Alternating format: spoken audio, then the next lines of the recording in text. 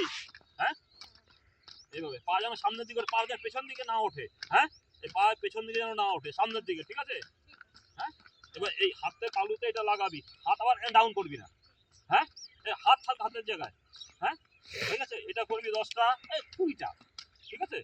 আচ্ছা, তারপরে থাম, দাঁড়িয়ে পড়। হ্যাঁ, এবার হাত পেছনে নিবি, আমি দেখাচ্ছি। হ্যাঁ, ঠিক আছে? এই এই গোড়ালি দুটো লাগাবি। হ্যাঁ, রেডি? 1 2 3 4 5। হ্যাঁ, ঠিক আছে? এবার হচ্ছে থাম, বডি সামনের দিকে ঝুঁকাবি না, মাথাটা যেন এই পায়ের আগে না যায়। হ্যাঁ, বেশি দূর বসতে, যতটুকু পারবি ততটুকু বসবি, যতটুকু পারবি। হ্যাঁ, এইভাবে বসবি, হাফ দাঁড়িয়ে যাবি। হ্যাঁ, যতটুকু বসবি যাতে পায়ে এখানে টান পড়ে, এইভাবে বসবি, ততটুকু দাঁড়িয়ে যাবি। আবার এরকম ভাবে বসবি, ততটুকু দাঁড়িয়ে যাবি। আবার বসবি, আবার ততটুকু দাঁড়িয়ে খাবো না। তারপরে ঠিক আছে, পা এখানে গোড়ালি এখানটা আছে। হ্যাঁ, এবার স্ট্রেস দিবি এইভাবে, যাতে এই পোর্শনটার প্রেশার আসে। হ্যাঁ, এইভাবে স্ট্রেস দিবি সামনে যে 1 2।